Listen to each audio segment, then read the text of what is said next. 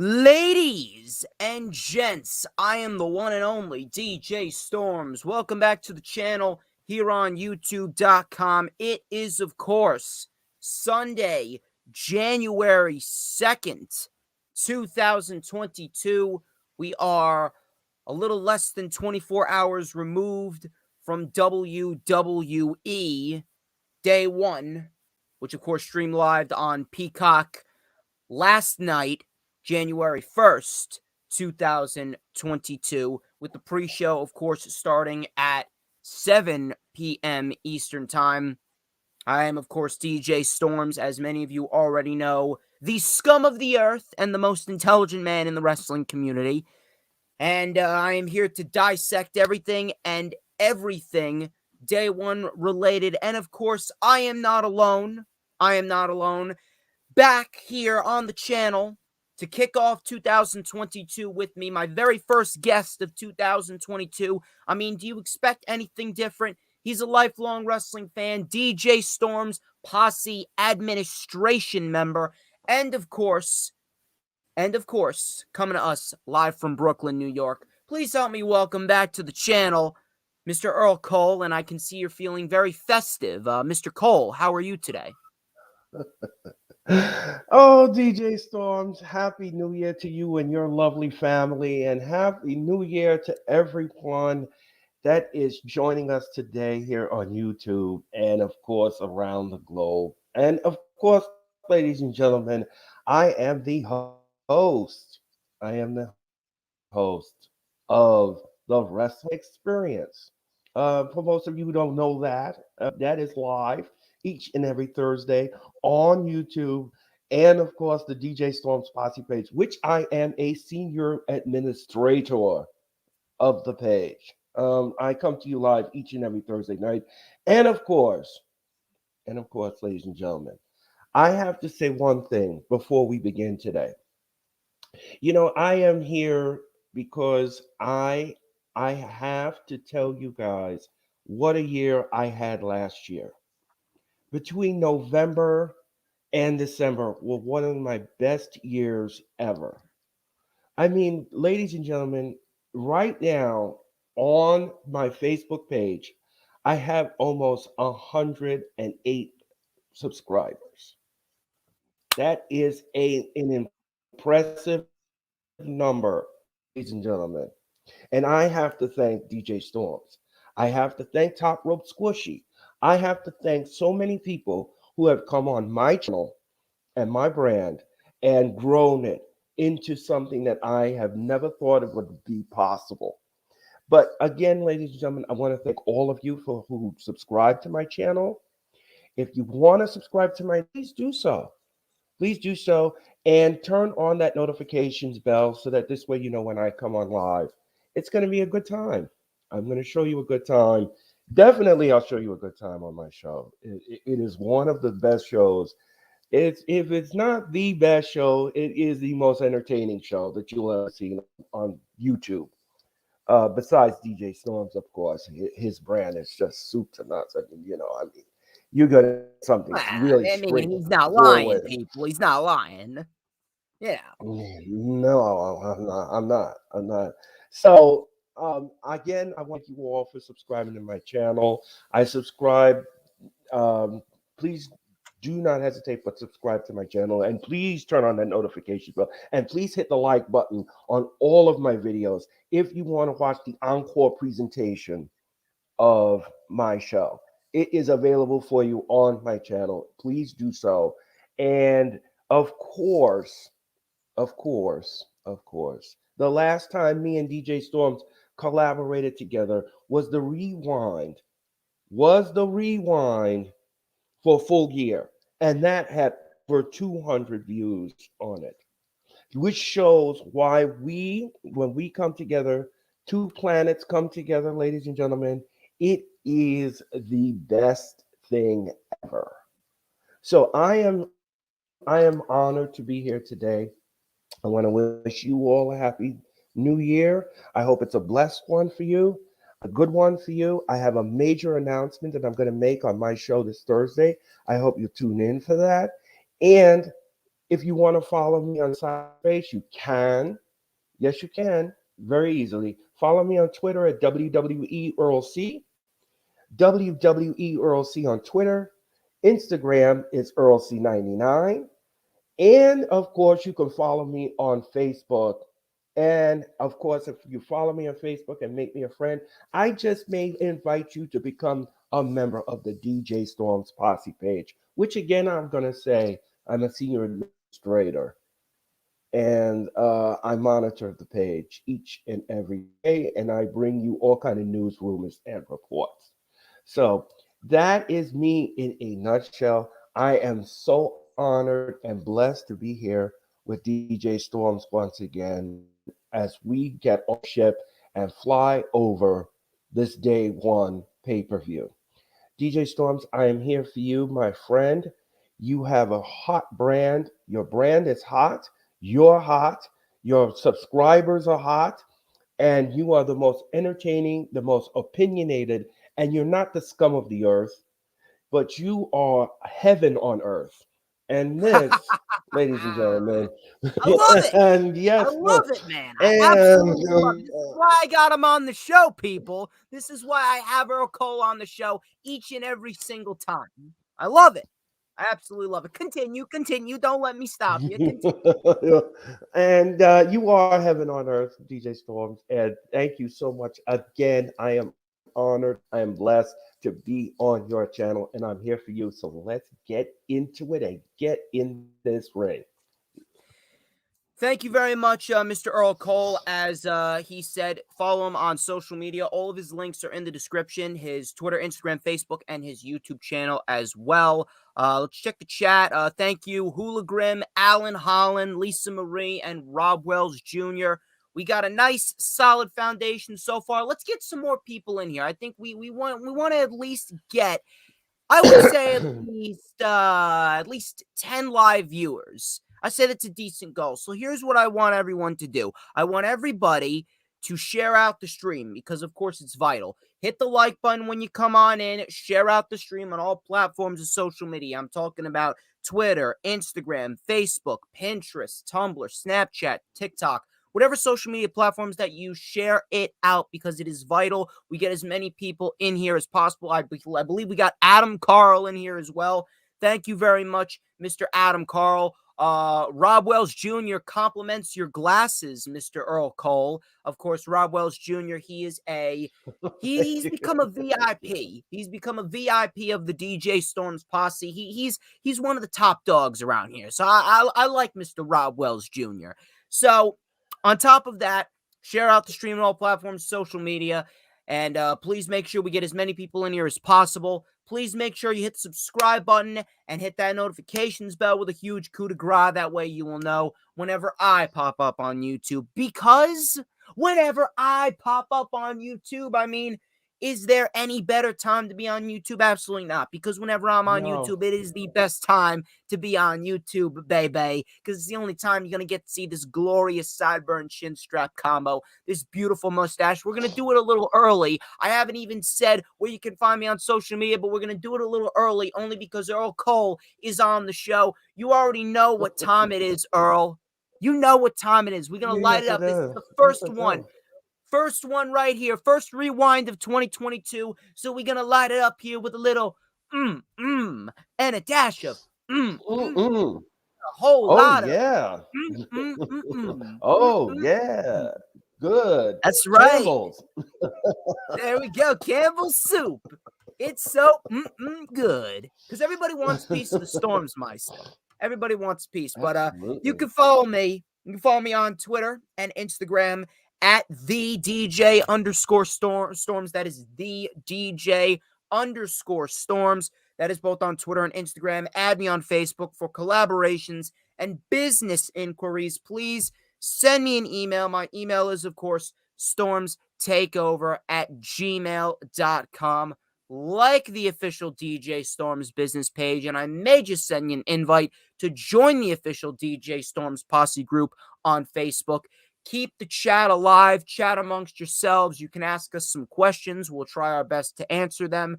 Check out all the links in the description. If you missed the Lightning Flash update the first LFU of 2022. That was yesterday at 1 p.m. Eastern Time, where I dissected a lot of things. I buried Big Swole and her stupid comments on AEW and anyone that supported her. And I also buried WWE for their mistreatment of Toni Storm. Toni Storm has quit the WWE.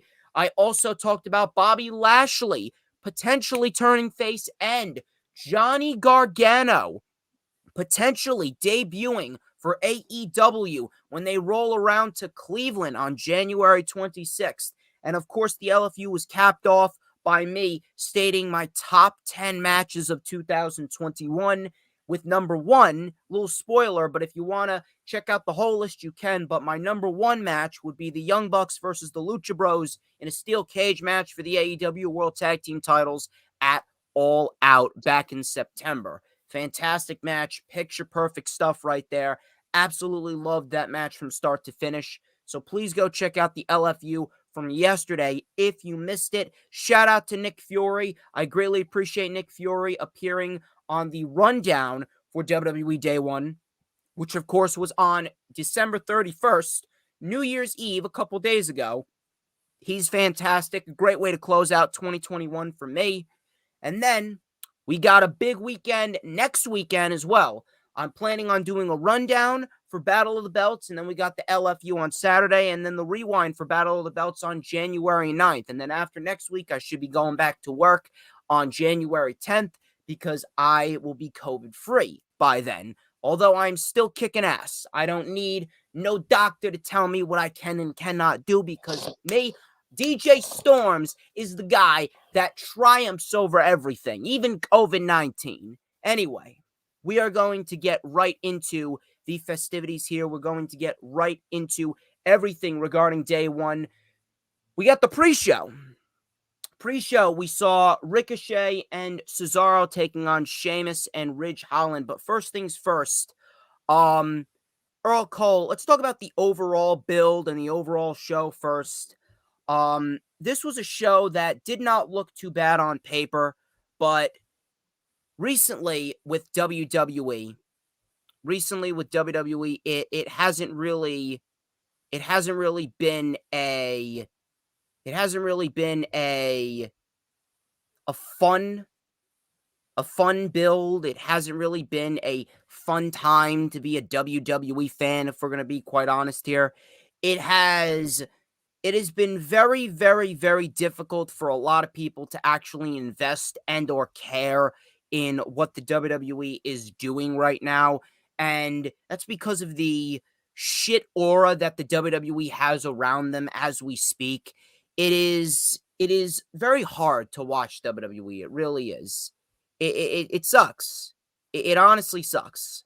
And I really, really, really, really hate the fact that this is the end result of it all. I really do, because at the end of the day, there are so many great individuals on the WWE roster. There's so much great talent. You take a look at the talent on this card. You had Edge and Brock Lesnar, Kevin Owens, Big E, Seth Rollins, the Street Profits, the Usos, RK Bro, the New Day. And this show was lackluster at best. Mediocre at best. We got some decent wrestling. It wasn't the worst show that I've ever seen. I know what a terrible show is. This wasn't overly terrible, but if you're asking me in relations to what I would rate this show is no higher than a 3.5 or a 4. Some decent wrestling, but ultimately it fell flat. And that has to do with the fact that WWE just does not give anyone a reason to invest in their product. And they gave all these matches ample amount of time. You can give the matches ample amount of time all you want, but if you don't actually build up the matches as something of substance and you don't build up any of these superstars to be superstars that we want to invest in, then no one's going to care by the end of it. And there was only like 2 matches in which the crowd was really lively. That was the main event and the opening match. And it sucks. I honestly feel sorry for some of the talent on the show. But the show was lackluster at best. And the build was absolutely fucking terrible. Really nothing of substance on this show. What about you? Um, well, first of all, I see from the chat we have a troll, but anyway, um, anyway, anywho, um, the build for the show, I thought was a little flat, like you said. I thought that the build was not what I expected to be in a WWE pay per view. It didn't really get you excited about the pay per view. The bill did not get you excited about this pay per view, and I don't think a lot of people were really invested in the pay per view. I mean, take a look at the house shows numbers. Take a look at attendance. I mean, yes, last night they did sell out the arena in Atlanta. They did a good job in doing that. But when it came to the overall product to deliver it to the audience, um, the expectation air came out of the balloon. Um, like you said, and I agree with you, the matches were lackluster. There was no star power to it. There was no punch to it. There was no finesse to it. There was no cohesiveness to it. I didn't see anything that I would deem it to be a classic. There's nothing that I saw that I would jump up and down and say, "Oh, I got to see that again. I want to see it again." This was fantastic. I can't say none of that. It is what it is. You got what you got, and that was it, and that was their effort.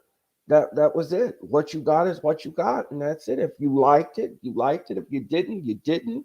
And they didn't care at the end of the day. They just wanted to make that revenue for the ticket sales that they are losing in live events, and that was it. This was the whole premise of day one. It was to get that revenue back that they have lost on the live road. Because right now the WWE is not doing good in live attendance. And I've said this to many people. Their ticket sales of live attendance is terrible. This was the worst attendance of Madison Square Garden history. Last year, Christmas house show, they only drew 500 people. I mean, come on. This is terrible. This is terrible. So this is why they had to build this day one pay-per-view. This is why they had to do it, because they had to make that revenue back. You see, they would Their actually make product, the revenue. They would actually make the revenue if they'd actually put on a decent professional wrestling product on a weekly basis, but that seems to be a foreign language to Bruce Pritchard, or White Castle Pritchard, as I call him. I mean, you're absolutely correct. And there's no sugarcoating around it. And I'm sorry to tell people this, but you people, there are people out there that are like, like you don't know what you're talking about, and they jump down your throat and they're talking about that you don't know what you're saying, and WWE is great, and they're not great. They're not doing great. If they were doing great, they wouldn't be putting on redundant matches. They wouldn't be doing these disqualification bookings. They wouldn't be doing all of this. And they wouldn't be desperate. You see, you guys don't understand. There's things that are in front of you that you don't see. There's things that are in front of you that you don't see. And that is the problem with people today. It's like you have your blinders on and you stick your hands in your pockets and you're looking up at the sky thinking that everything is blue and great. It's not. That's why Take your we're hands, here. That's why me and Earl exist, people. take your hand out of your pocket and look around you and see what's happening.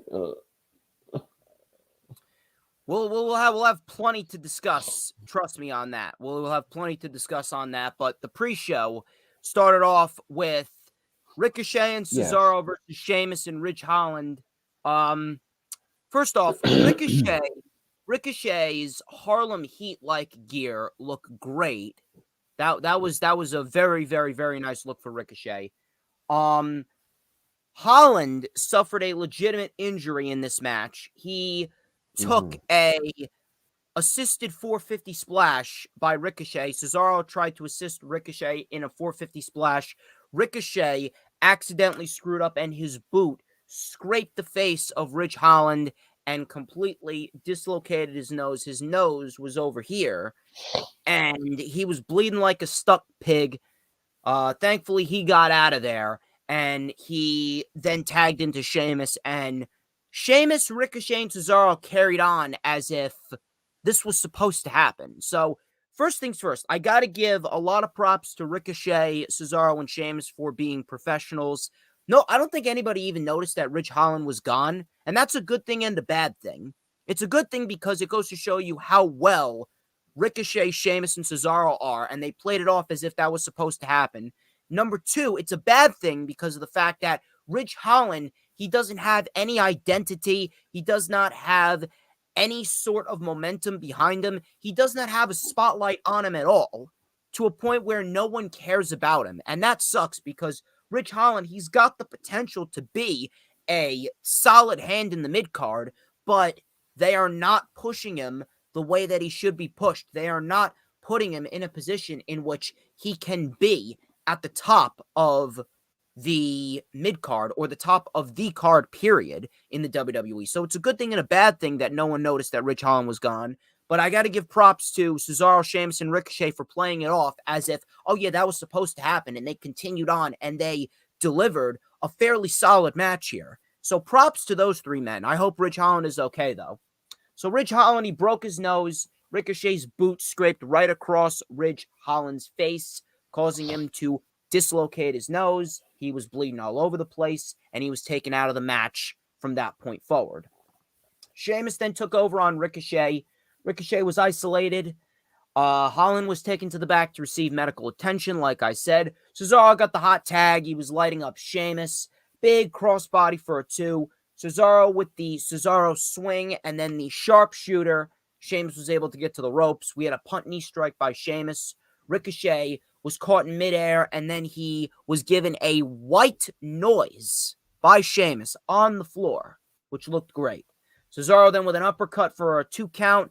Sheamus then sent Cesaro into the post. Sheamus hit the bro kick, and he beat Cesaro 1, 2, 3. Pretty decent stuff right here. Like I said, props to Sheamus, Cesaro, and Ricochet for playing it off as if that was supposed to happen. Those three are absolutely professionals right down to the very last letter. They really do not get the credit that they deserve. A pretty solid match to kick off the pre-show on day 1. But the main problem here is no one gives a shit about any 4 of these guys. No one gives a shit about Ridge Holland. Nobody cares about Cesaro. Cesaro, they rushed Cesaro to the match with Roman Reigns. Cesaro could have been the guy that they built up to take the title off of Roman Reigns, and they refused to do so. Ricochet, don't get me started on Ricochet. Ricochet's been buried for years now. Sheamus is the only one with any sort of credibility because of how good Sheamus has been and the great matches that he was having throughout 2021 with McIntyre and Hardy and Priest and Ricochet and all of the other individuals that he faced off with throughout 2021. Sheamus is very good. Sheamus has always been great. But the problem is that WWE Creative hasn't done any 4 of these men favors at all. They haven't done any 4 of these men favors at all, and all 4 of these men just feel like they're just there. They just feel like they're just there. They don't feel important whatsoever. And all 4 of these men should really feel more important than they are. Sheamus should be fighting for the Intercontinental title. So should Ricochet. Ricochet could realistically fight Roman for the Universal title, as well as Cesaro. And Ridge Holland, he could easily be a solid contender for Shinsuke Nakamura if done right. But no one gives a shit about any 4 of these men because of how little WWE has given them. WWE has neglected everyone unless your name is Roman Reigns, Brock Lesnar, Becky Lynch, or Charlotte Flair. Plain and simple. But the match itself, fairly decent stuff. I can't discredit the in-ring work that Cesaro, Sheamus, and Ricochet did in this match, and they played the injury of Ridge Holland off very, very well. And that was the pre-show match to kick off day one. Mr. Earl Cole, the floor is yours. Um, I like the match. I didn't have any issues with it. I thought it was very, like you said, there's nothing I even add to that. But the thing is that they like you said, they were professional. They played it off well. I mean, they showed the replay. That boot to the nose was nasty. That was real nasty. Um, I like the match. I didn't have any issues with it. I thought it was great. I do agree with you what you said. Um, I, they just don't. Nobody's gonna care about this match. This is, but you know something with Sheamus. He's been hogging the spotlight lately, and they've been really pushing Sheamus into some of these spotlight matches, and I have a feeling that they're going to build him up to do something big, maybe a championship, maybe coming down the pipeline for Mister Sheamus. Um, which would be good for him for his star power. Um, but as far as the other two are concerned, Cesaro and Ricochet, I'm kind of concerned that they're just going to be jobbered out to different people and not get any sort of thrust into any kind of championship or anything of that nature. I'm kind of concerned about that because they lose a lot, especially on Raw and especially on television and you know and pay-per-views, some pay-per-views, and I'm kind of concerned for that. That is something that we need to monitor very closely, and it's something that needs to have a conversation. What are you doing with these two? Are you going to jobber them out, or are you going to put them in sort of some kind of program where we can care about them? I'd like So to that hope is so. I'd really like to hope so, but I really don't want to put my hopes in WWE creative for doing that. They certainly deserve better as this year progresses, for sure. 2022 should be a year that Cesaro and Ricochet actually get the proper respect that they deserve, although I don't expect them to. that's the problem. That's the problem. What do you do? I mean, you can't continue to jobber these two guys out. They have so much potential. They could be even a tag team. The WWE needs They tag could be, teams. They need tag teams. and I mean, they could be a potential tag team. That's a potential tag team right there. I mean, if you put these two together as a tag team and you make them go after the Raw tag team titles, I mean, what? I mean, you have something on the plate here that's good with seasoning and flavor. Do something with it. Do I don't something think with it. WWE knows what to do Don't with it. They just don't don't know what just they take have in it. Cesaro or Ricochet. I think that's a shame. I think that's a damn shame. That's a damn It is. shame because It that's really a that's a is. great tag team. No, because that's a great tag team. I don't know Even who in the would mid ever card disagree too. with me with that. Even in the mid Yeah, card too. I Ricochet could mean, easily be a solid Intercontinental Champion. but that's what I'm talking about. That's exactly what I'm saying. They have potential to be put in different avenues, and you're not doing anything with it. I understand that. That doesn't make any sense to me. I don't even know at this rate, but the match itself, again, like we said, pretty decent stuff. Nothing too over the top, but pretty decent stuff here on the kickoff show. Ricochet, Cesaro, and Sheamus, they've always been great. I actually could have watched them go another 5 more minutes. But that was the pre-show. Not bad whatsoever to kick off day one. Day one actually started off fairly well, I'm not going to lie. That match was pretty decent, and then the match to follow it was actually the match of the night. So day one didn't start off all that terrible.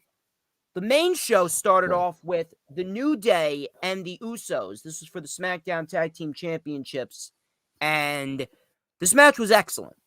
Match was excellent, but that is to be expected with the Usos and the New Day. That is like saying water is wet, the grass is green, the sky is blue, the beach is full of sand, all that other good stuff. I have black And hair. the aliens are coming.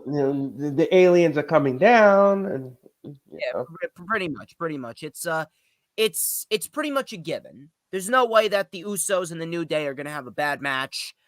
Typical stuff here from the Usos and the New Day, but it was an excellent match of the night. So pretty technical start to the show. Kofi was isolated before Woods got the tag. We had an honor roll to Jimmy, a drop kick to Jay, a nice Russian leg sweep, nice Samoan driver by Xavier Woods for a 2. Jimmy Uso then with the Whisper in the Wind in tribute to Jeff Hardy. And then he hit the alley-oos on Woods for a 2. Woods fought back, tagged to Kofi with a nice crossbody for a 2. Kofi with a boom drop. Jay hit a super kick. Jimmy with a big splash, but Kofi kicked out. Jimmy Uso was then targeting the knee of Kofi. He locked in the Tequila Sunrise before Kofi inevitably got to the ropes. Woods got involved. Jimmy was sent into the steps. We had roll-ups being traded back and forth between Jay and Kofi. New Day inevitably hit Daybreak, but Jay just kicked out. Really nice kick out. Nice near fall right there. Super kick connected on Kofi. Jay then motioned for his brother to go up top, and they hit the double Uso splash before Woods broke it up. They started trading strikes back and forth. A nice hockey fight. Woods was taken out with another super kick by Jay, and then the Usos hit a beautiful-looking 3D, which Pat McAfee coined the 1D, but they hit a 3D in tribute to the Dudley Boys, and the Usos ended up retaining the championships in an excellent opener. Now, I hate the New Day. And not for the reasons that everyone thinks. It's not because they're bad pro wrestlers. It's because of the fact that they're constantly in the championship title picture. I have no problem with Woods and Kofi as wrestlers, but Kofi, he turned 40. He should not be in championship matches at his age. He should be putting people over. Xavier Woods should realistically be on his own, and he should be fighting for the U.S. or the Intercontinental Championship. They're constantly fighting the Usos. We've seen this match time and time again. And I could not stand the New Day in a tag team title match, but I cannot discredit what these two teams did. The match was excellent. It was fantastic. It was the best match on the day one pay-per-view. And I actually loved the fact that the Usos won with the 3D. Matter of fact, I would not even mind if the Usos start using the 3D as a consistent finisher because they actually delivered it pretty well. It's actually a good-looking move for the Usos. So if they decide to use the 3D, I'm not going to be complaining at all. The match itself, excellent match, best match of the night, right outcome as well, right winner. Now, based on what happened in the main event, I'd like to believe that we could very well see a unification match between RK Bro and the Usos at WrestleMania, although I don't really put it past them. Normally, when WWE does one right thing, they always do something to end up fucking it up, and they don't go the right route. But I would like to hope. If they don't go the unification route, I hope they do, but if they don't, I don't expect them to, then I would do the Usos versus the Viking Raiders. Usos and the Viking Raiders at WrestleMania with the Viking Raiders coming out victorious. That is the proper route to go. Get the New Day away from the Usos. We do not need to see it again. New Day should never be tag team champions ever again. Kofi should be putting people over, and Xavier Woods should be in the mid-card fighting Shinsuke Nakamura and or Damian Priest. The match itself, though, excellent tag team title match, right outcome, Very nice finish with the 3D by the Usos. Mr. Earl Cole, let me get your expertise analysis on the New Day and the Usos. Um, that was a brilliant assessment by you, by the way. Um, Brilliant. I don't have anything to add. The only thing I could say about this match is that yes, the redundancy level is done. I do not want to see this match again. I truly do not want to see this match again. It's enough. We've seen it time and like you said, we've seen it time and time and time and time again. It doesn't need to be rolled out on a red carpet. We've seen it already. The match was great. I have no issues with it. I have no issues with the match. I thought it was great. Even the crowd loved it. They souped it up. They loved it. I don't see these. I don't want to see this again, and I truly hope we don't. But I agree with you. I think Kofi needs to be on his own. Woods needs to be on his own. And please get rid of that ridiculous crown that's on top of your head. It looks like something from a cartoon. Looks like some straight out of Dragon Ball Z Kai. I think it just looks ridiculous. It just looks absolutely ridiculous. One of the worst things you could do, the worst gimmicks I've ever seen is the King of the Ring. It's absolutely the worst gimmick I've ever seen. If you can't put any stipulations to the King of the Ring, you should not be putting it on. I'm sorry. It's just ridiculous. Give the winners a world title opportunity and not a shitty King gimmick. World title opportunities, plain and simple. Right, exactly. It just looks ridiculous. Anyway, the match itself was okay. It had fluidity to it, which I liked. It had chemistry, which I liked, and it just came on paper fantastic. Right outcome, right winner. I kind of knew that that's the road they were going to travel on. They were not going to give the New Day the championships, and they kept it moving. So at the end of the day, I liked the match. I thought it was decent. Will I say it's a classic? No, not gonna say that. Was it good? Hold on a minute. Yeah. Hold on a minute. We got to stop. We got to stop things right here because Raging Girl Gamer, she's in the chat for the first time in God knows how long. The first time in months. I don't know where she's been, but holy shit. I am so happy to see you in here. Happy New Year, Miss Raging Girl Gamer. Very happy to see you back. I know Hula Grim will be happy Gamer, to see Happy her. New Year. Happy New Year, Raging Girl Gamer. I know Hula Grim will be happy to see her in the chat. Thank you for coming on in. I greatly appreciate you. You never come in my chats. But I guess it's a new year, new Raging Girl Gamer. Yeah, I know. I know. I know you've been working. I'm just being a smartass because that's what I do. Dee says that she's lurking. You should be sharing out the stream and getting more people in here. Hello, Keep the Dee. chat alive. Be keeping the chat alive. I can be. This is my channel here, Raging Girl Gang. I can do whatever I want. All right. We love you though. We love you, Raging Girl Gamer. But yeah, we are both in the same boat here. Excellent match to start off the show. Between Usos and the New Day. Right outcome as well. From there, we went to Drew McIntyre versus Madcap Moss. Now, was this...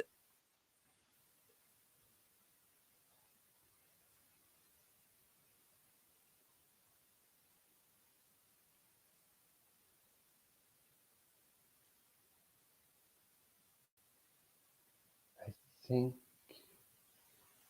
we lost the worst? There we go. I'm not sure what happened there. Went a little wonky there. Can you hear me? Yeah. Okay, yeah, good. I lost you. I lost you for a minute, And then Oh, no. We're the good whole now. picture. Okay. We're good now. A little technical difficulties there, but we're going to continue on Okay. here. I apologize about that, but Drew McIntyre and Madcap Moss. It was not an overly terrible match. I know what a bad match is. I mean, I saw Charlotte Flair and fucking Nia Jax absolutely stink up the fucking joint on Monday Night Raw back at the end of summer. I know what a terrible match is. This wasn't a bad match.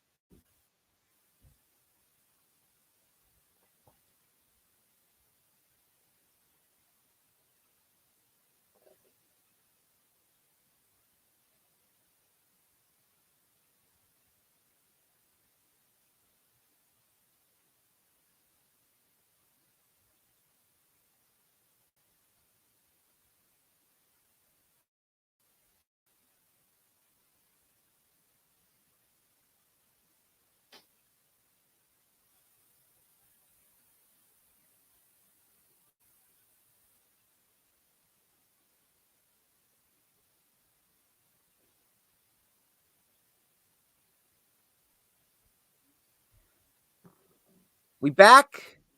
Are we back? I think we're back. Here we go. For some reason, my connection is wonky all over the place. I swear to God. It sucks. It sucks. I apologize. But hopefully that's the last that we have of that.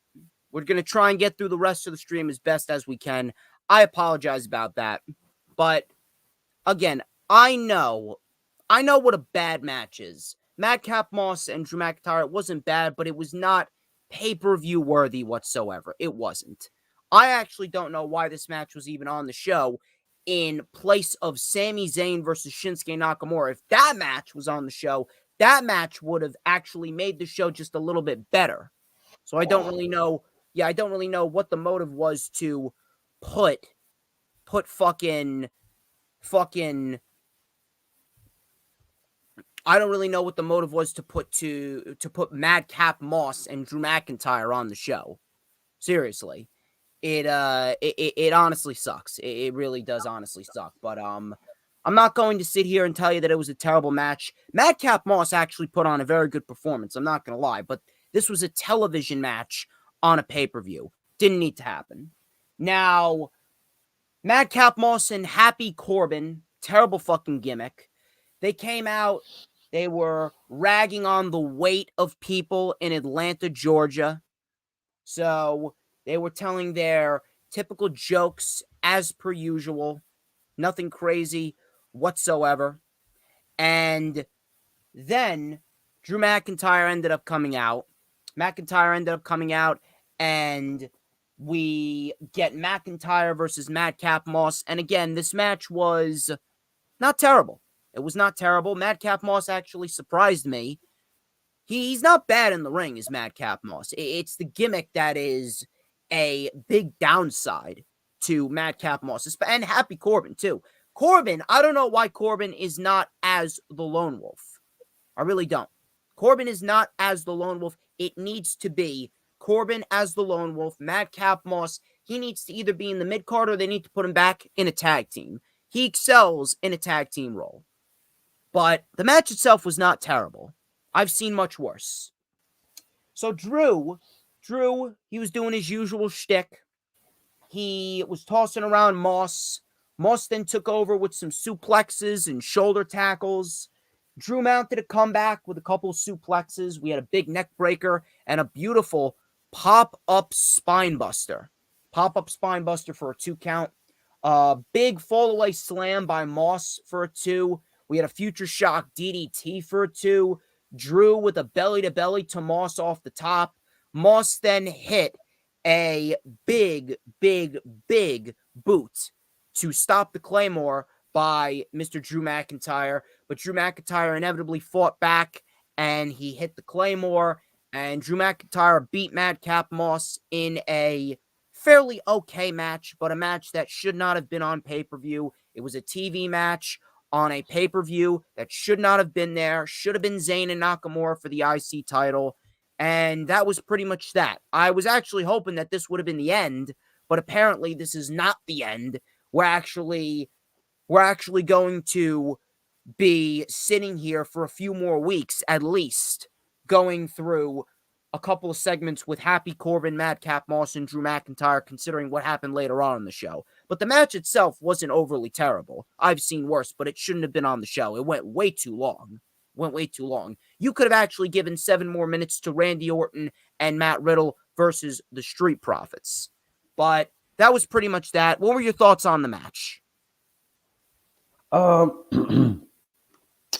first of all, as many of you know, or if you don't know, that Shinsuke Nakamura match was advertised to be at day one. It was supposed to be at day one, and I don't know what happened. For some strange reason, WWE just left it on the cutting room floor. I don't know why they did it. I don't know why they decided not to put the match on. It would have been a better draw than this. The match was decent. I'm not gonna lie. Was decent.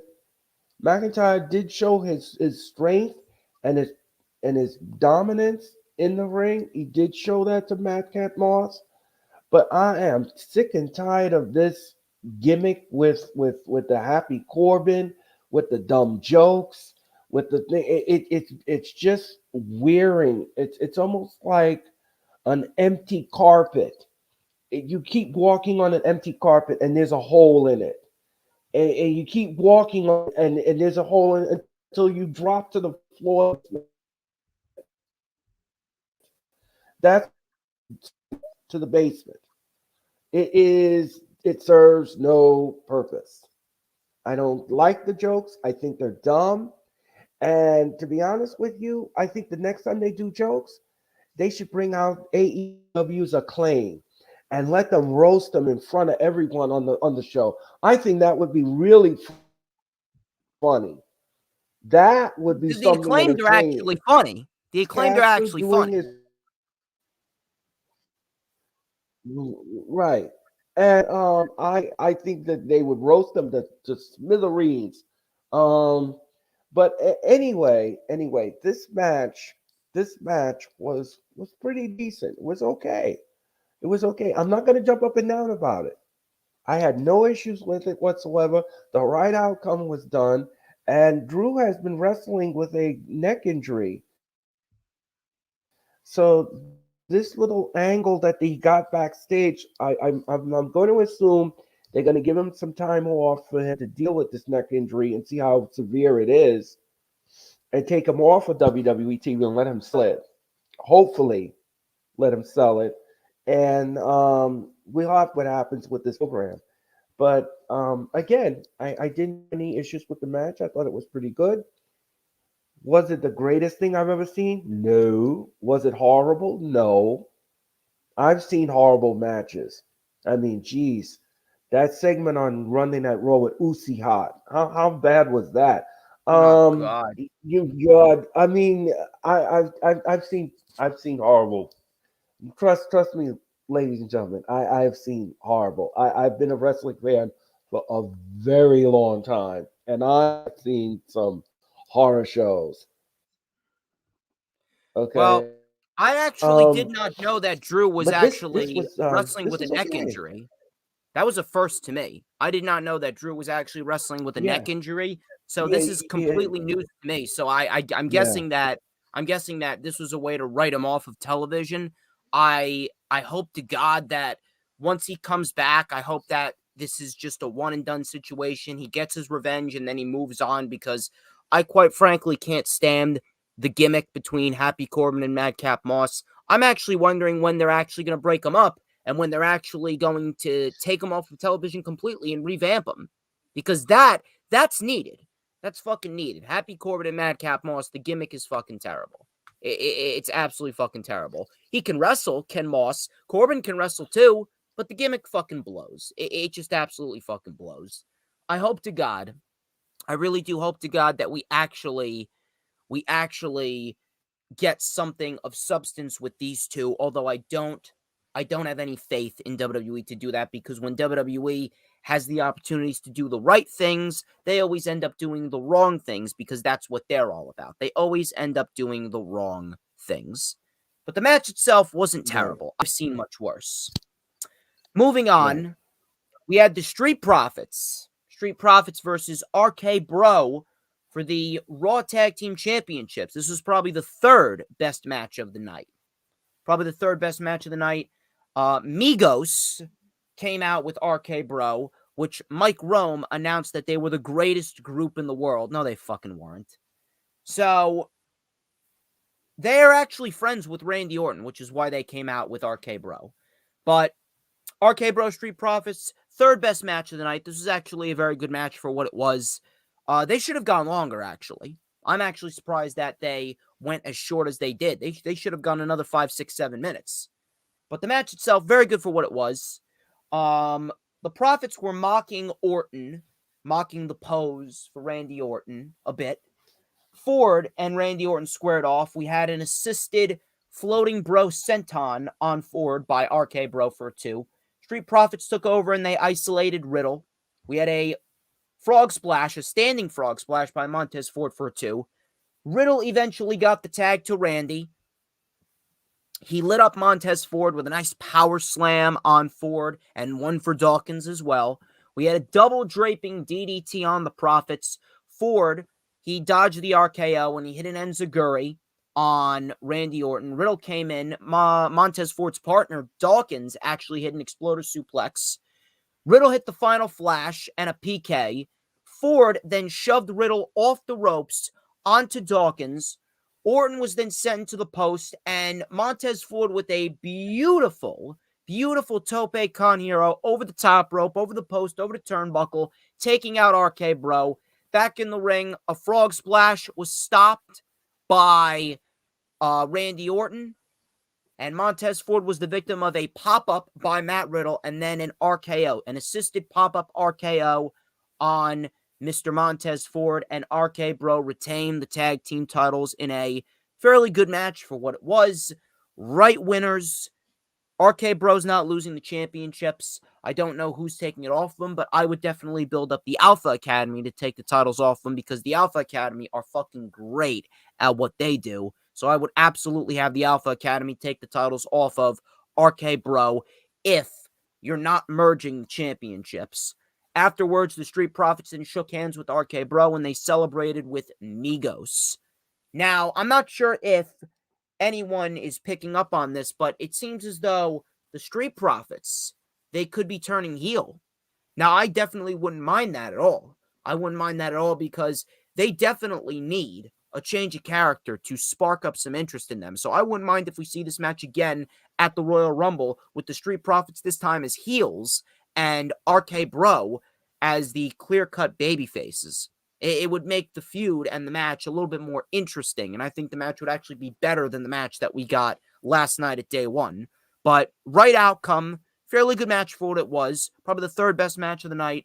Street Profits lose to RK Bro. RK Bro continue their reign as the Raw Tag Team Champions. They are the second most over act in the company, right behind Roman Reigns. And that's pretty much it. I'm not sure who's going to take the titles off of RK Bro, but whoever does, I think, could absolutely be made men. Whoever takes titles off of RK Bro will definitely be better off for it, and they will definitely be the top heels of whichever brand they're on, whether it be Raw or SmackDown. If they do the unification match with the Usos, or if the Alpha Academy takes the titles off of RK Bro, whoever wins will be the top heel tag team. Absolutely, because RK Bro are just that over. They are that over as baby faces. Fairly good match, and that was pretty much that. Earl Cole, what say you? Um, one thing is I'm just kind of disappointed in the Street Profits. That chucking and jiving that they do and all that dancing and all that stuff. I just think it just demoralizes their characters as a tag team. I just wish they would stop that because it's just you're not taking seriously if you keep continuing to do that. That's just one thing that just cramps my style a little bit. Other than that, the match was fantastic. I had no issues with the match. I thought it was good. It wasn't a classic. It wasn't, something I would go back and rewind and look at again. I just thought it was okay. It was okay. It was decent for what it is. You're right. The right outcome came, and I think they would be great heels. I think they would be great heels if they would just stop with the shucking and the jiving and all that kind of stuff that they do in the ring and the hip swiggling and all of that stuff. Get rid of that Ringling Brothers and Barnaby Circus crap out of the ring and focus on the tag team wrestling and be heels. And if you're gonna be heels, be heels. Be NJ Dirty heels.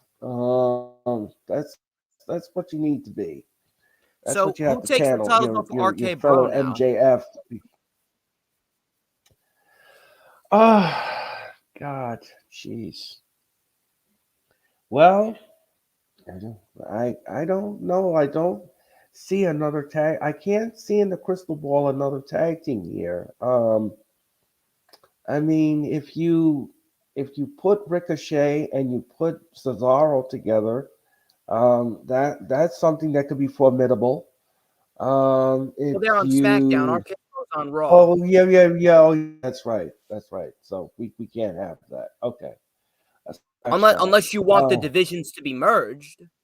Well, I would welcome it. I mean, I would welcome it. I would welcome it. I think it's a great idea to unify the tag team belts. I think it should be one universal tag team champions.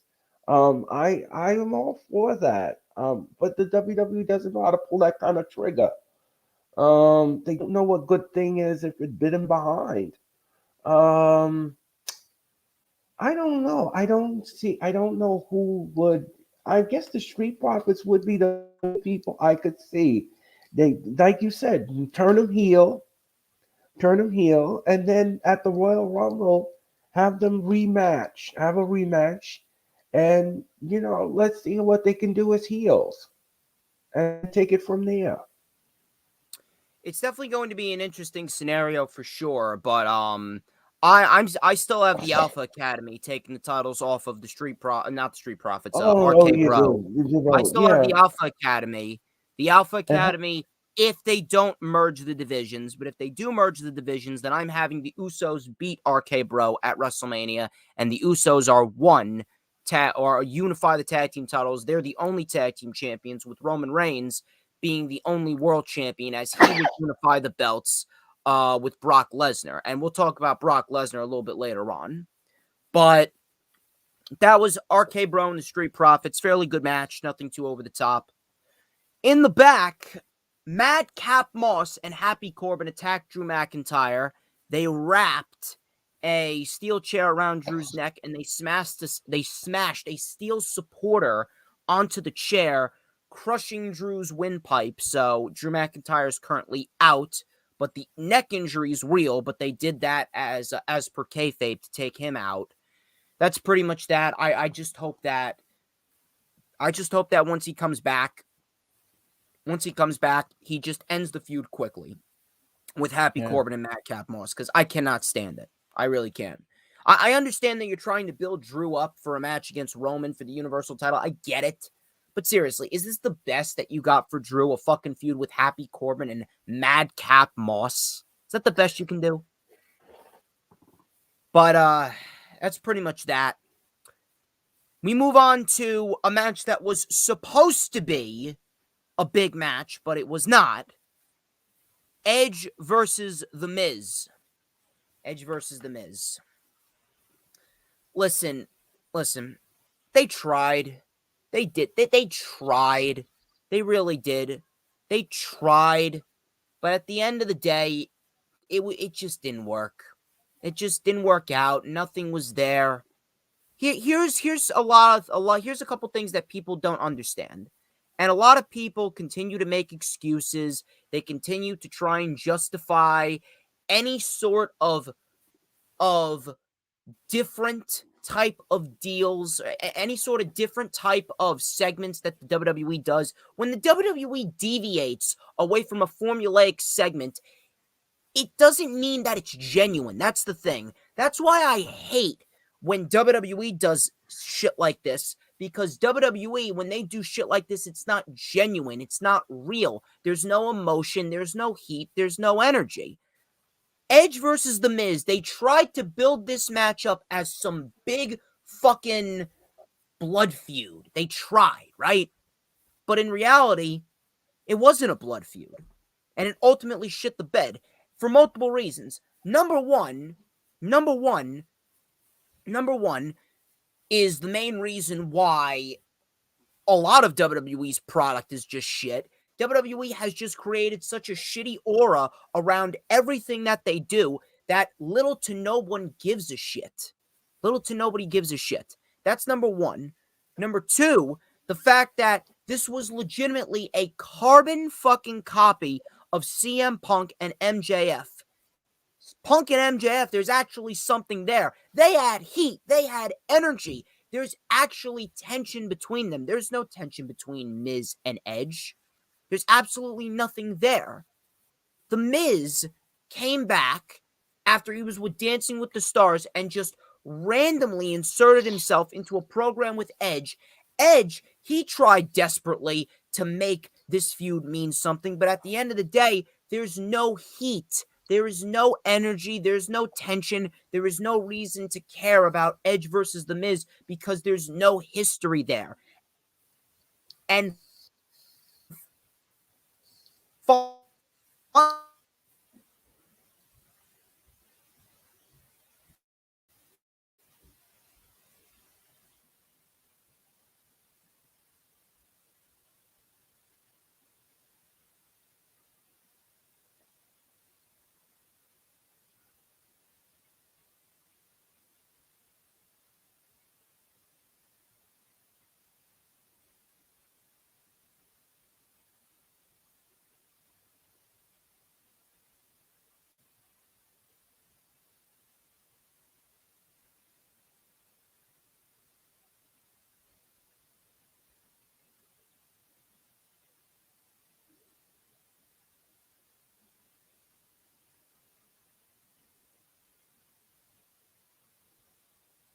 Well, guys,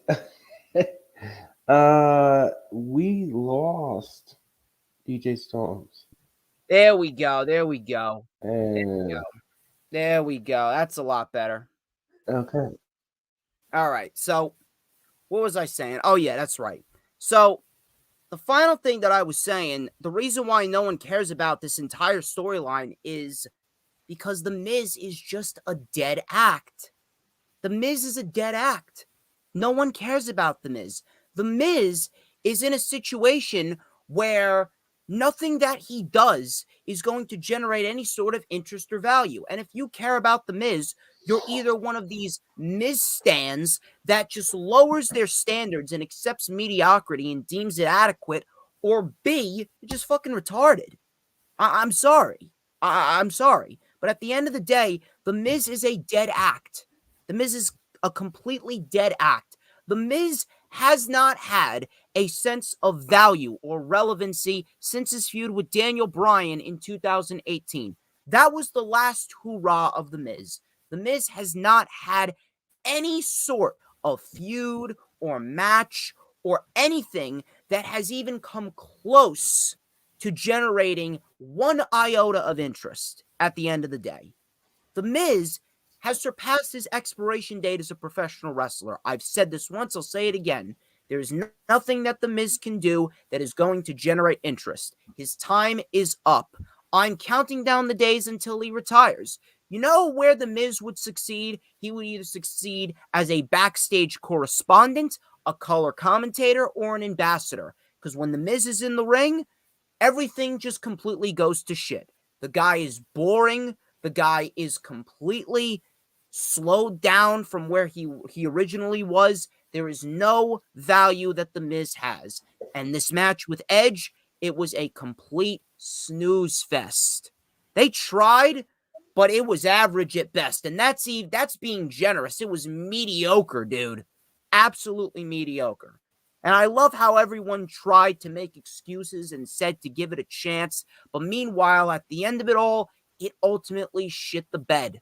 There was nothing, absolutely nothing about this match that resonated to anyone as, oh my God, you need to go out of your way to watch this match. This match wasn't even pay-per-view worthy. And I feel bad for Edge. Because Edge, he did everything that he could to try and make this feud work and make this match work. But at the end of the day, it ultimately fell flat on its face. Fell flat on its face for all the reasons that I named. Because the WWE aura has a shit vibe around it. It's a carbon copy of MJF and CM Punk. There's no heat. There's no energy. There's no tension between Miz and Edge. And Miz is a dead act. I'm sorry. Miz is a dead act. And I have a feeling you were thinking the same thing.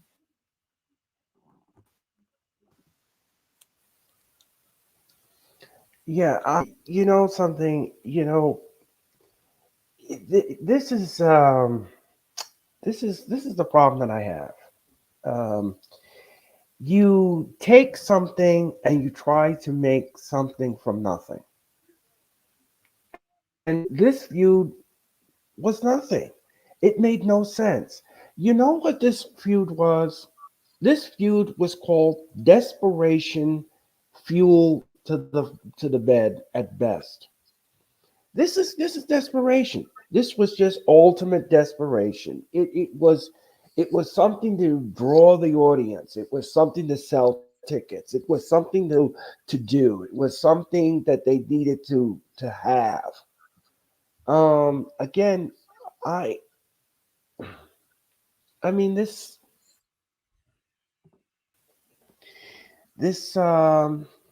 was it wasn't good. It was. I mean, what else can I say? The only thing that was good about the match, the only thing that I say was good about the match was when the Glamazon came down and the 3 count was ministered, and that was it. And that was it. And that's how the crowd popped. That's how the crowd popped. They popped for the Glamazon, and they popped when the 3 count was done because the audience was not entertained. The Plain and crowd simple. was not the crowd was not entertained. This wasn't entertainment to me. I mean, I could see if they had some chemistry and they were feuding, and this was a long ass feud, and they came out and it was a power and have a an explosion. We didn't get none of that. We didn't get none of that. And again, this is why, ladies and gentlemen, this is why I've been using this hashtag for the past, I would say maybe it's almost 2 years. I've been using Yes. this hashtag. It's almost 2 years. What are you doing, WWE? What are you doing? Use it. That is why I say to all my podcasters on Facebook, on YouTube, use it when discussing WWE. Use it. It's Because it's sad, man. necessary. It really is. It really is. It's what are you doing? What are you doing? So, What are you Edge. doing? What are you doing? You don't know what you're doing. So Edge. Oh no, Edge no, came dude, out. this was terrible. Edge came out to the Brood music, right? And I don't understand why. Okay, So let me get an this straight. homage to the Brood. Let me get this straight, though. Edge comes out to the Brood music. He needs to go Brood in order to beat the Miz. Which, by the way, No, he doesn't. I'm not sure if anyone realizes this. I'm pretty sure I've drilled this into a lot of people's heads before. The Miz lost to Bad Bunny last year at Right. WrestleMania, who, by the way, is about as thin as a fucking twig, but yet you want us to take him seriously against Edge. You want us to take The Miz seriously against Edge. Edge needs to go brood in order to beat the fucking Miz when Bad Bunny, the guy that's about as thin as a fucking twig, beat The Miz no problem at WrestleMania. It's not very believable. I'm sorry. So we had some swift back and No, it's not. So we had some swift back and forth wrestling by both men. Miz sent Edge face first into the post. Miz was getting heat. Edge with a reverse DDT out of the corner and a boss man slam for a 2. Miz with a DDT for a 2. Crowd could not give a single shit. We had an Impaler DDT on the Miz on the floor by Edge. Edge then focused on the knee, or he favored the knee. I'm sorry. Edge favored the knee. Edge dropped the Miz on the announce table face first. Edge with a crossbody for a 2. The Miz with a figure 4 leg lock. Miz started slapping Edge. Edge reversed it. Miz got out of it. Edge with a slingshot into the turnbuckle. Or Edge got slingshotted into the turnbuckle. Miz then used the ropes, but the ref caught him. Edge locked in the crossface. It was in deep. Maurice helped the Miz get his foot on the bottom rope. We had the ref not catching Maurice, so the ref did not say anything to Maurice. We had a double big boot. Both men are down. They started trading blows back and forth. Miz with a corner clothesline. Edge sent the Miz off the top with a hip toss. Maurice then hit Edge behind the referee's back with her purse, I believe. Miz hit the skull-crushing finale, but Edge kicked out. All of a sudden, Beth Phoenix appeared on the ramp, and I swear to God, she looked like a fucking Viking. She looked like Sarah Logan. I'm not sure what the hell happened to Beth Phoenix, but she legitimately looked like a crossover between the Tasmanian Devil and Sarah Logan. I'm not sure what the fuck happened to Beth Phoenix, but Kevin Dunn did not hit her music in time. I'm not sure if it was on her. I'm not sure if it was on Dunn or whoever, but she did. She looked like Sarah Logan. She looked like she belonged as the Viking Raiders manager. But Beth came out. She looked great, I will say that. She looked very good. So Beth Phoenix came out. She went right after Maurice. Miz was distracted like an idiot. And then Edge hit the spear, and he beat the Miz 1, 2, 3. And this match, at the end of it all, exactly what I said it was going to be. It meant nothing. It was forgettable. It was unmemorable. And I don't even give a shit about seeing the mixed tag team match. Don't even bother. Don't even fucking bother with Beth Phoenix and Edge versus the Miz and Maurice. Edge beat the Miz. That's it. It's over. It is done with. Let that be the end of it, and let us move on. Let us move on, and let us get Edge into something more important. Put Edge in the Royal Rumble. Have him have a face-off with either Finn Balor or AJ Styles. Have them be the cause of each other's eliminations, and then you can build towards Balor and Edge or Styles and Edge at WrestleMania 38 on whichever night you want to put it on. And that's that. Miz could not give a shit what happens with the Miz. Get him off of television, put him behind the commentary desks or backstage in a broadcasting journalist role. Because whenever the Miz is in the ring, things ultimately go up in a ball of fucking flames. Because the Miz is terrible. The Miz is worthless as a pro wrestler. Stop lying to yourself. Stop trying to make excuses. The Miz has surpassed his expiration date, and he should not be in the ring at all. At all. So at the end of the day, let this be the end. Don't even bother doing the mixed tag team match. Edge wins, as he should. The match was not good. The match was unmemorable. It was forgettable. They tried, but it ultimately fell flat on its face. And that's it. Easily the worst match of the night. And it's not because of the fact that the moves executed were bad. There was no botches. It wasn't clunky. There was no botches. It's just the fact that there was nothing behind it. There was no heat, steam, energy, nothing. The Miz is a dead act. Plain and simple. And that was that. Let me hear your thoughts on this, Mr. Cole. you know, I thought the match was fantastic. I just thought it was brilliantly done. Who are you? I Who are think you this and was why the are you best on my thing channel? I've ever Are seen you telling me on this match is paper. fantastic now? You're telling me the Oh. match was fantastic now? Really? Who are you and why are you on my channel? What are you I'm doing? being sarcastic. I hope you are. I hope you I'm are. being sarcastic. I was building up to something else, but okay. All right. Here, Since you, continue, sir. Continue. anyway, ladies and gentlemen. Anyway, this was just absolutely, this was just brilliant. This was brilliant. I mean, I had no issues with it. I had no issues with it. Are you kidding me? Are you kidding me? Are you shitting me with this? Is this candid camera?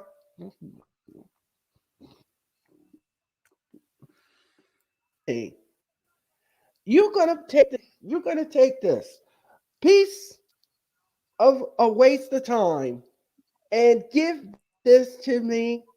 Are you serious? Are you serious? You really are serious, ladies and gentlemen. You're serious. You're punking me. This was the worst thing I have ever seen on paper. This shouldn't even been written on toilet paper. Okay? Miz, the king of soft style. Right. This belongs in the clapper. Okay? This was the worst thing I've ever seen. The only thing that was good about it was the 3 count being administered and the glamazon coming out. That was it. The Miz is boring. I could watch paint dry on the wall than to watch a Miz match. Okay, I mean, the last time I've seen the Miz in an arena live, I almost fell asleep in my chair. I literally almost fell asleep. That's how bored I was, ladies and gentlemen. That's how bored I was. Is this over? Can we hit the exit? Is the curtain coming down on this show? Because this is a horror show. This is a horror show. And this is why I use the hashtag, ladies and gentlemen. What are you doing? What are you doing? What are you doing? This was terrible. This wasn't good at all. This wasn't even a feud. How is this a feud? How is this? This is not how you a feud. This is not how you build a feud, ladies and gentlemen. I'm sorry. I'm sorry to be the bearer of bad news, but this is not how you build a feud. I could see if these two were feuding with each other for 2 years or 3 years and it culminated into this, but there's no culmination. There's nothing here for me to say, oh, they had a past, they had a history. There's nothing here. It's flat like a pancake. It's dry, it's burnt, and we need to throw it in the garbage.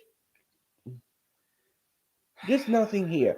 Edge needs to be on another different program. He needs to get away from the Miz. He needs to get away from these dumb storylines, and he needs something worthwhile in a program. He is too great of a Hall of Famer to be mixed up with these kind of storylines. I mean, you got to think of something else.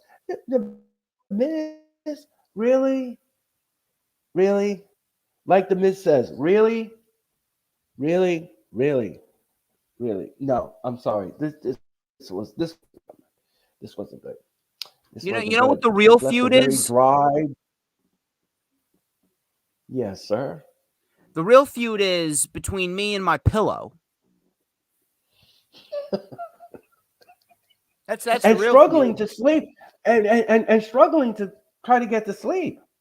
No. Um, All I got to do is watch The Miz and Edge, and I'll fall asleep no problem. I mean, I just it is just, ladies and gentlemen. This ain't good. This ain't good. This is not, and this is and let me tell you something. I don't think this is even pay-per-view worthy. It's not. I don't even think this is I don't even think it's pay-per-view worthy. I take Maybe the match Monday with Night Madcap Raw Moss and worthy, Drew McIntyre but over this match. I mean, this wasn't good, guys. This wasn't good. It's At all. desperation at best, and it's just desperation. I mean, it's just it's just something to fill the. I mean, you could have still kept Shinsuke Nakamura match on the card and put this on the cutting room floor. Why did you have to? Why did you just take that match and throw it away, and then give us this? This wasn't good, guys. This wasn't good. No Fucking hell. bueno. Fucking Miz, dude. But where can you see Edge going from here? Well, what do you think would be the better route? Edge versus Balor or Edge versus Styles at WrestleMania? Yeah, I could see that. But DJ Storms, let me ask you a question. Do you listen to me carefully? Do you really think the WWE will pull that kind of trigger? I mean, what else are they going to do? They really have nothing else to do.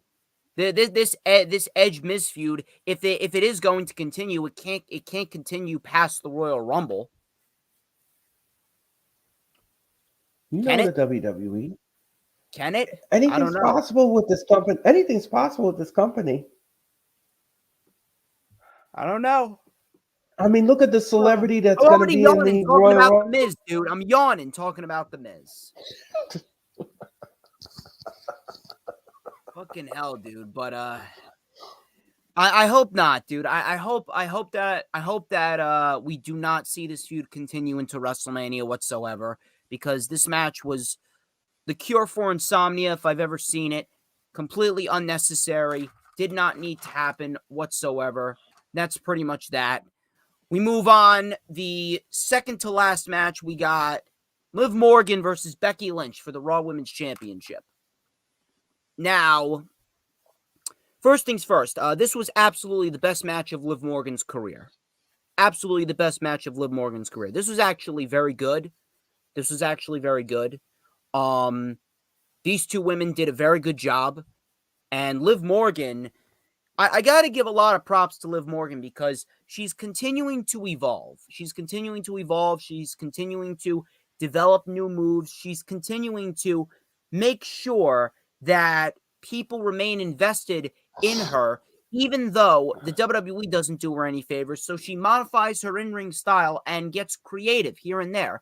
And I appreciate that from Liv Morgan. Liv Morgan is very good. Liv Morgan does not get enough credit that she deserves as an in-ring performer. She really does a lot to work her ass off. She really does. This was perhaps the best match of her entire career.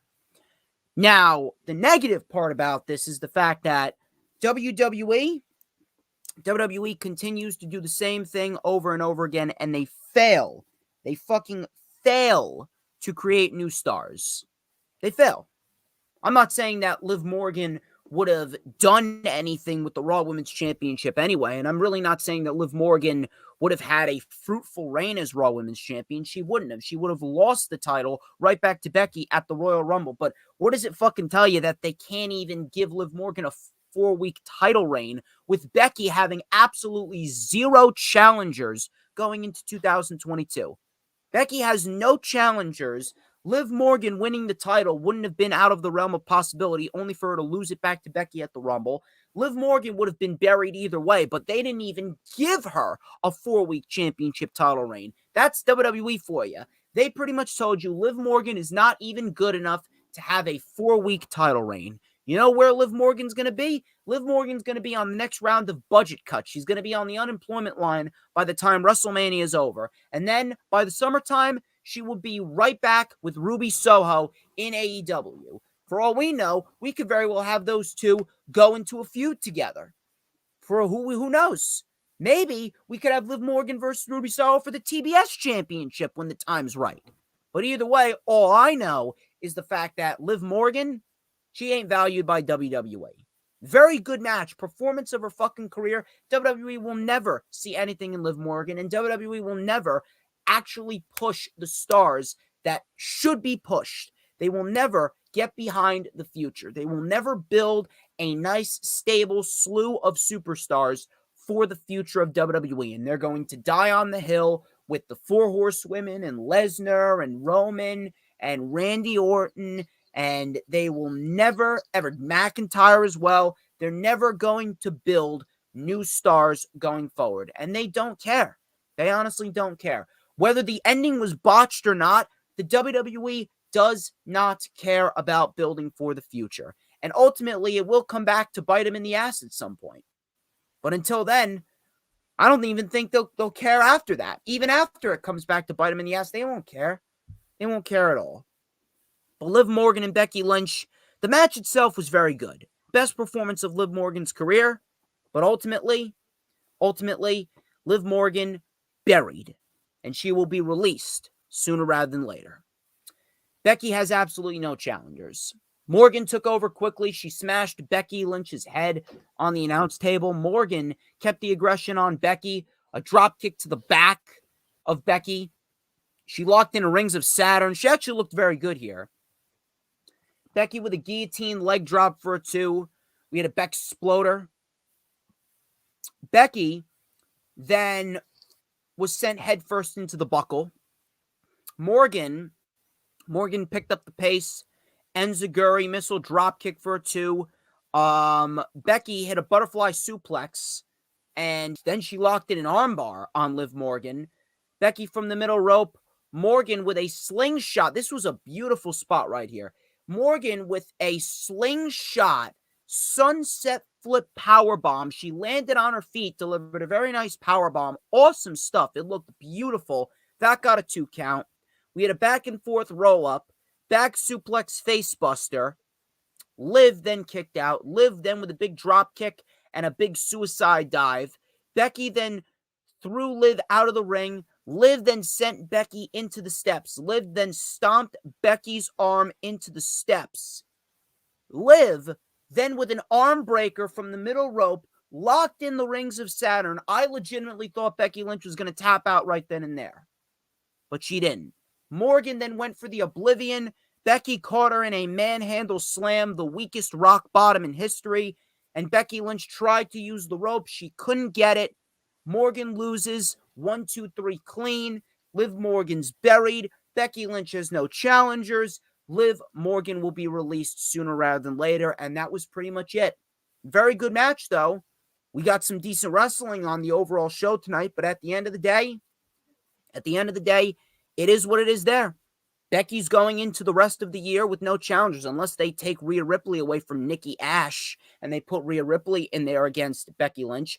Or if Bayley comes back, maybe if Asuka comes back. I'm not sure where Asuka even is. She just completely dropped off the fucking face of the earth after Money in the Bank. I'm not sure what happened to her, but that's pretty much it. That's pretty much it there. Very good match, though. Earl Cole, how about it? What'd you think of this match?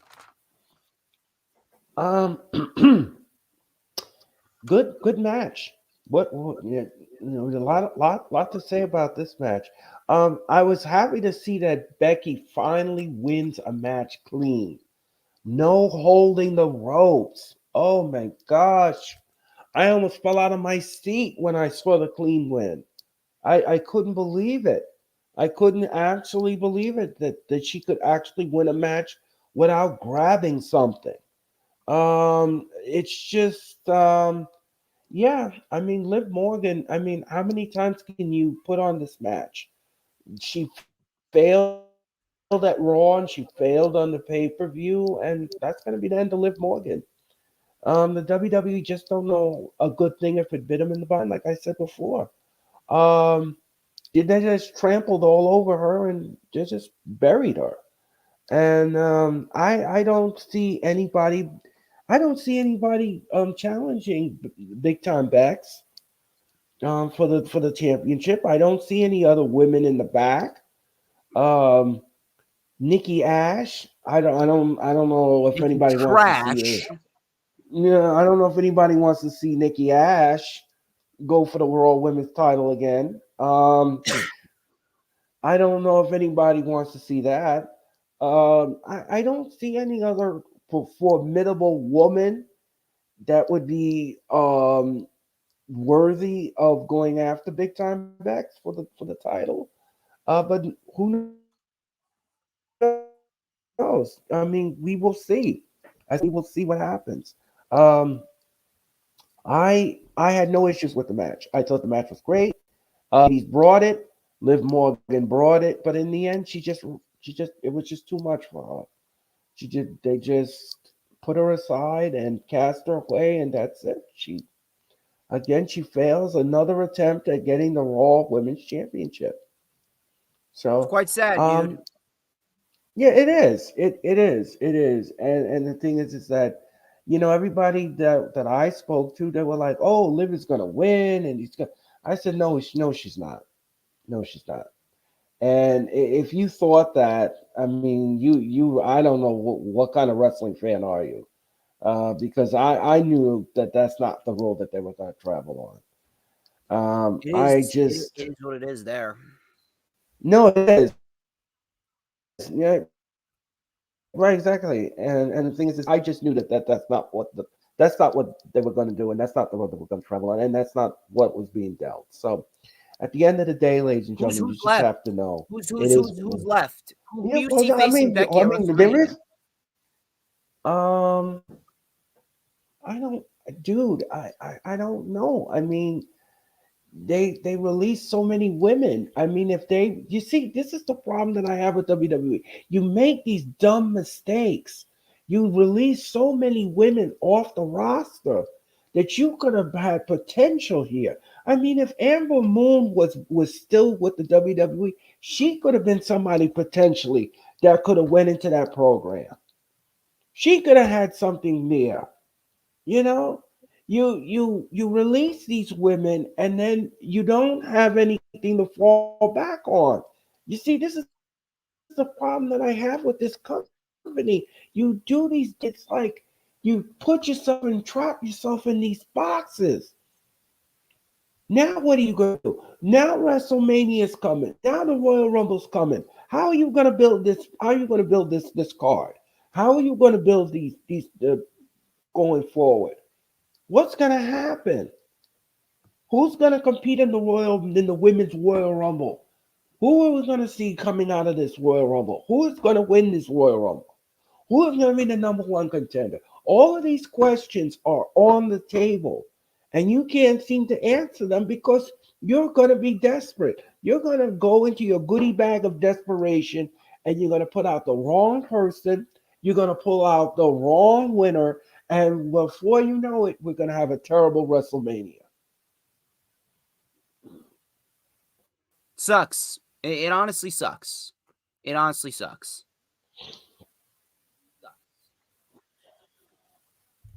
You I did don't the even know. wrong thing by releasing wrong women.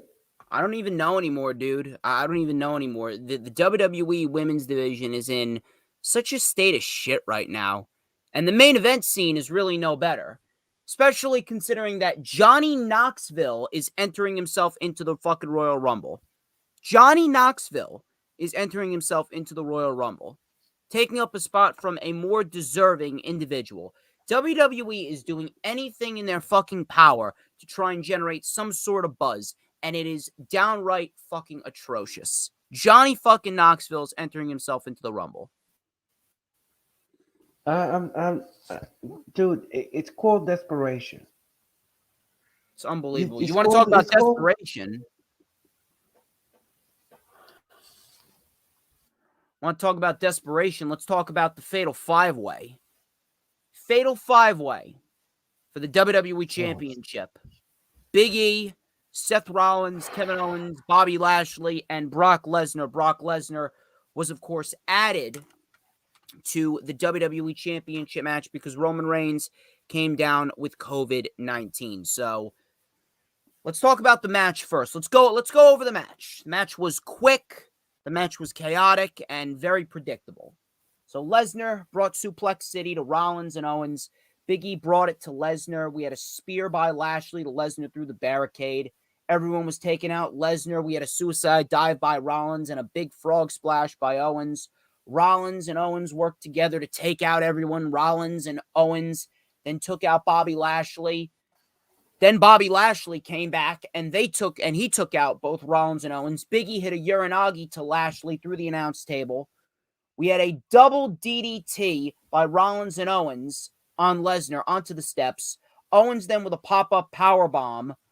That got a 2 count. Everyone was flying everywhere. Lesnar then came in, F5 to Rollins, F5 to Big E, F5 to Owens. Lashley came out of nowhere with a fucking spear. Lesnar kicked out. Lashley went for the hurt lock. He locked it in. Big E saved it. He had a big ending on Lashley. He went for the big ending on Lesnar. Lesnar hit the F5 to Big E, and Lesnar pins Big E after a very quick and chaotic match to become the WWE champion. There's a lot to go into this. Let's start with Brock Lesnar. Brock Lesnar was placed on the show because there was a good portion of the audience that wanted to see Brock Lesnar in action, right? They wanted to see Brock Lesnar in action, and they couldn't get that with Roman Reigns because Roman Reigns contracted COVID-19. Roman Reigns, he is a superhuman. I have a feeling he will be just fine.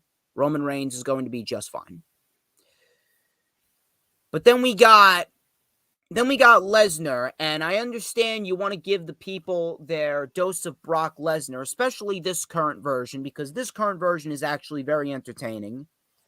I understand what you're doing there, but you are pretty much putting him in a situation where he's going to have to take the win after he lost to Roman at Crown Jewel. Then we got Seth Rollins. Seth Rollins, who was in a position in which he was probably the best thing out of all 4 of the individuals in the match before Brock Lesnar came in.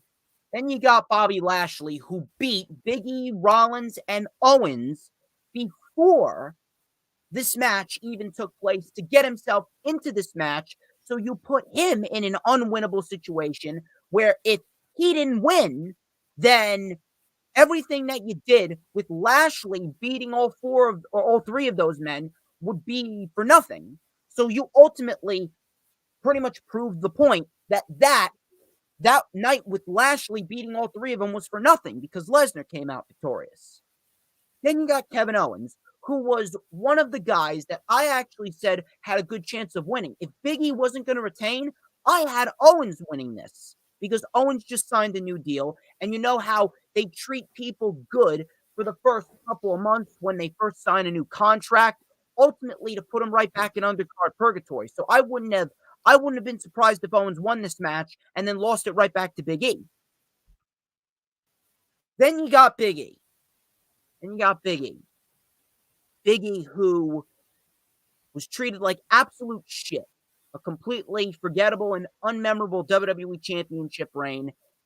The fans are the dumbest individuals on the planet for getting all excited and getting all hyped about Big E's WWE title reign.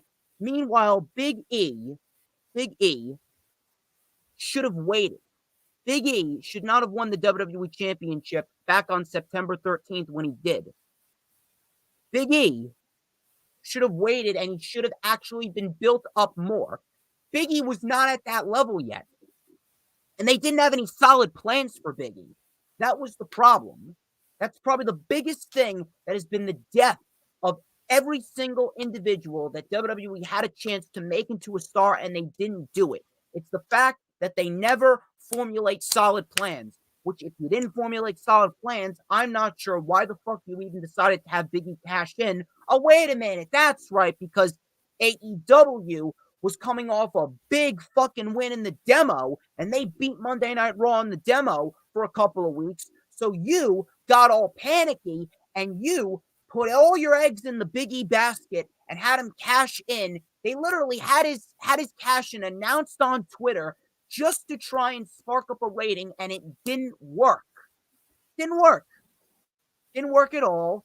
No one gave a shit. It was a rushed cash-in, and ultimately, there were no plans to push Big E and make him the top star on the brand, and everything ultimately fell flat. He was taking losses, clean losses as the WWE champion. He was not made to look like a star, and nothing felt important with Big E. Everything felt like an afterthought with Big E. And I actually read a report from Brian Alvarez that Big E was actually slated to retain the WWE Championship before Lesnar was added. So if there's one guy out of the four individuals that lost this match that really got fucked over, it was Big E. Maybe people should start listening to me when I tell you what's what. Because here's the thing. I am one of the smartest men alive right now when it comes to pro wrestling. And I ain't going to have no one's going to tell me what's what when it comes to pro wrestling. If I say it, it's true. And you're going to have to get that through your thick skulls, people. But Big E was the one person out of the four individuals that lost this match that was really fucked over. He was mega fucked over. Because at the end of the fucking day, it all comes down to the fact that they never had solid plans for Big E. They booked the cash-in just as a way to spark up some interest and trying to give away a big moment on television just so people would go out of their way to watch Raw. And when it didn't work, they just completely gave up on Big E. And on top of all that, at the core of it all, it all goes back to the fact that WWE pushes the same people in the same position and they fail to build new stars. They have not created anybody for the future. It's the same exact people in the same exact position. They have the potential to make Priest into a future star and Riddle into a future star, but I don't even have faith that they'll do that. The same people on top. Randy, Charlotte, Becky, Bayley, Sasha, Bill Goldberg, Brock Lesnar, Roman Reigns, Seth Rollins. Every single individual from all those many years ago, from 2-3 years ago, before the pandemic even started, all the individuals from the beginning of the pandemic are still in the exact same position that they were in right now. Right now. The individuals at the beginning of 2020, they're in the same position at the beginning of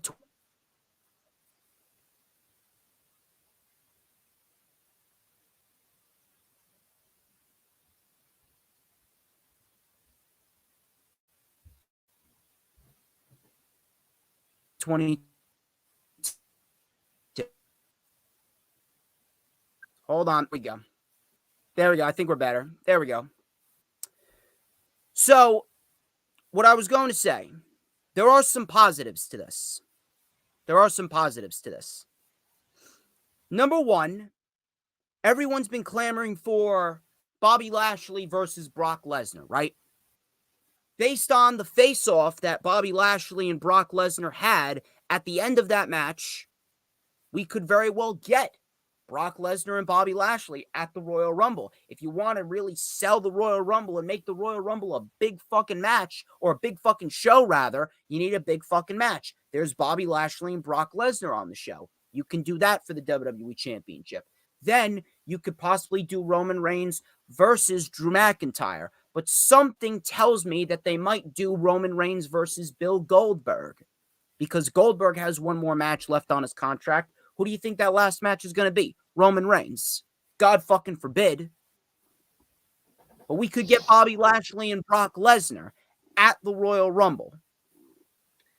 Now, what's going to happen at WrestleMania? I don't see Brock Lesnar just letting this storyline with Roman Reigns go. Could they just let it go, completely erase everything and just start fresh?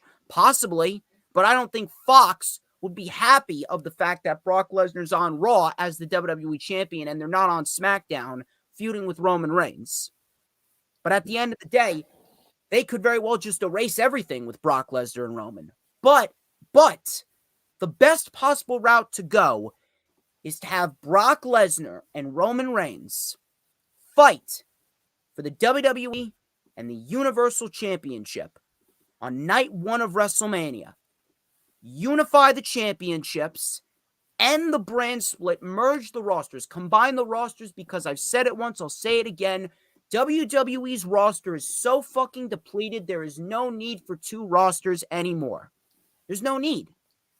5-6 years ago, yeah, there was a need because there was an overabundance of talent. Now you don't need two rosters. How many people have you released over the course of the last 2 years? What, 150, 200 people? There's no need for two rosters anymore. Do Brock Lesnar, Roman Reigns, WrestleMania, combine the rosters, have Roman Reigns win the title, and then have Roman Reigns defend it against the winner of the Royal Rumble at WrestleMania night number 2, whoever that may be. Some people, a lot of people actually, have actually been calling for Walter to win the Royal Rumble, and Walter could be the one to defeat Roman Reigns. And if you ask me, I would not mind that at all. Walter perhaps is the only legitimate guy right now. He's the only legitimate guy in the WWE right now that is going to be able to stand face to face with Roman Reigns and look legit. He's the only guy. But at the end of the day, there's a lot more negatives to this than there is positives. But if we finally get Lesnar and Reigns doing the unification match, and we have Roman walk out with both titles, and we finally can end the brand split and finally get back to some sense of normality where there's no depleted rosters on either show, I'm all for that. I really am all for that. But at the end of the day, it still doesn't change the fact that Big E got fucked over. Kevin Owens, he's a fucking joke. He's going to go right back to undercard purgatory now. He might have a match with Edge. He might have a big match at WrestleMania, but ultimately he'll go back to undercard purgatory. Big E got fucked over. Owens got fucked over. Rollins got fucked over. And Lashley's win against all three men a few weeks ago on Raw to get into this match is ultimately worthless. And WWE constantly goes back to the same fucking people over and over and over again. But if we get the unification match, I'm not really going to complain too much because we need to merge the rosters and end this brand split because it's not going anywhere. It is not beneficial. It's not. Do the unification match and be done with it. Unification match on night 1. Roman defends against the winner of the Rumble on night number 2. Plain and simple. That's all I got to say about that. Earl Cole, it's on you. And folks, that is how you end the stream. There is nothing I can say to that. That sums it up. I can't give you any more analytics than what he just gave you. It's a pain in the ass, trust me. It's a pain in the ass to be as smart as I am, but I'd actually love to hear. You got nothing else to add? I mean, there's just what else to say? I mean, what is there to say that you've already said? There's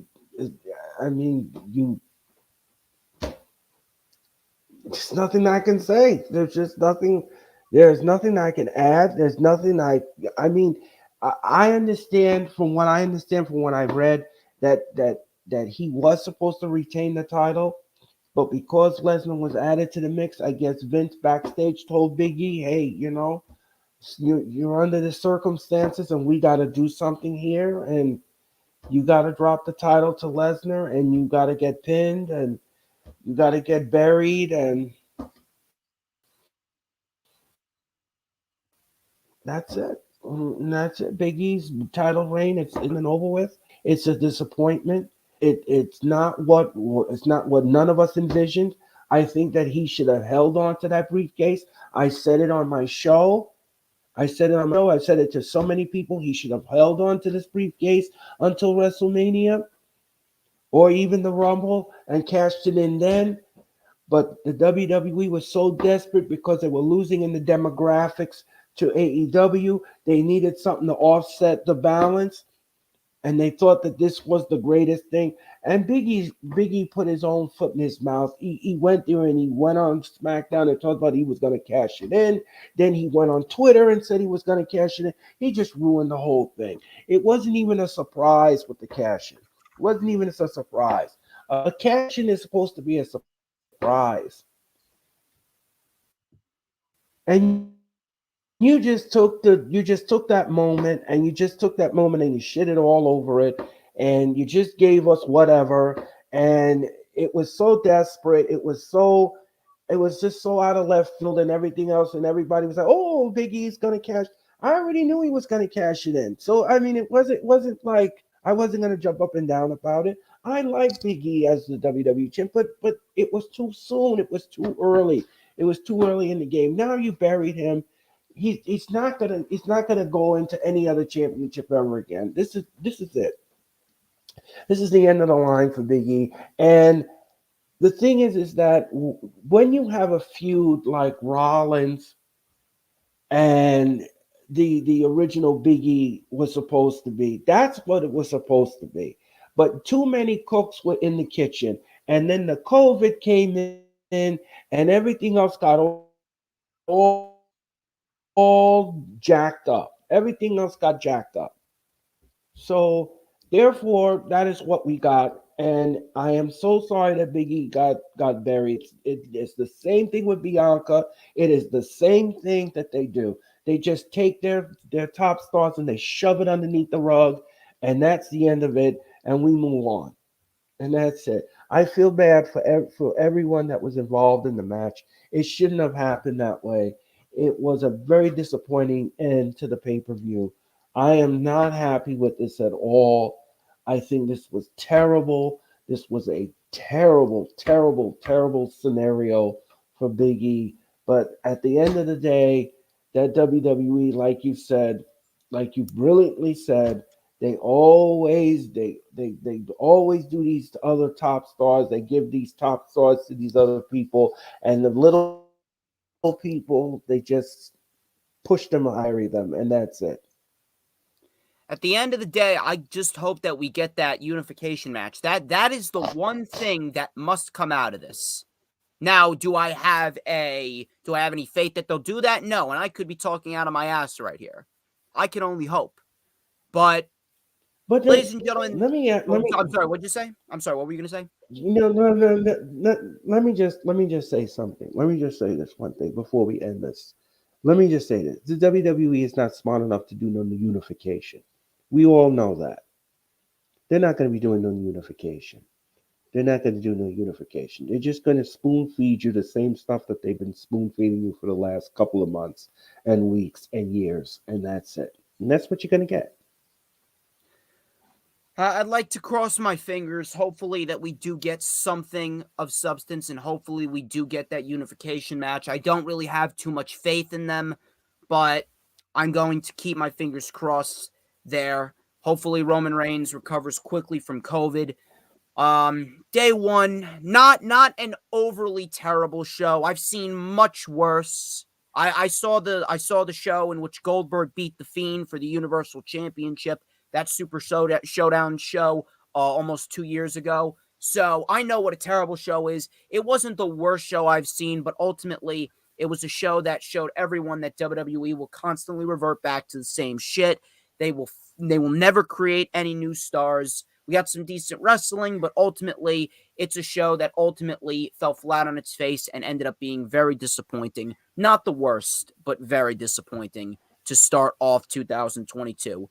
A disappointingly booked show with some decent wrestling sprinkled in here or there.